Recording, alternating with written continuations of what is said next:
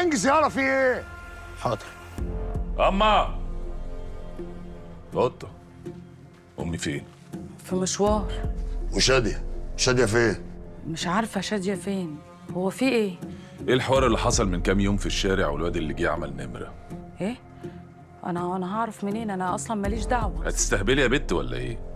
سر امي كله معاكي. والله العظيم انت قطه لحسن اموتك. مش هي اللي هتموت، شاديه اللي لازم تموت وتتذبح قدام الكل. اهدى يا خضر وبلاش جوش. مش شايف الناس بتبص لنا ازاي؟ يعني موت اختنا عشان الناس بتبص لنا؟ في ايه يا خضر؟ ايه اللي حصل يالا؟ محدش ليه دعوه بشاديه. شاديه مراتي وعلى ذمتها انا، والحوار يخصني وانا المسؤول اني اخلصه. ايه اللي حصل يالا؟ الولا سعد ده كان عايز مني فلوس وانا اتاخرت عليه، فضرب ورقه وجاي يعمل نمره في الشارع يعني. عاطف عليا. شاديه اشرف وانضف واحده في الدنيا، واي كلام غير كده يبقى الكلام ده عيب في حقي قبل ما يبقى عيب في حقكم. عاطف بيتكلم كلام سليم، شاديه اختنا على ذمته، الراجل ما قالش كلام غلط.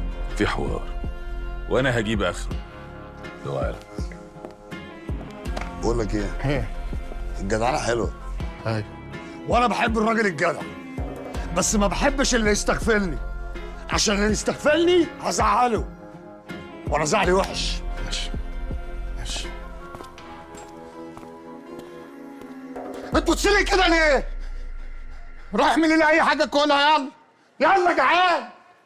طفحة.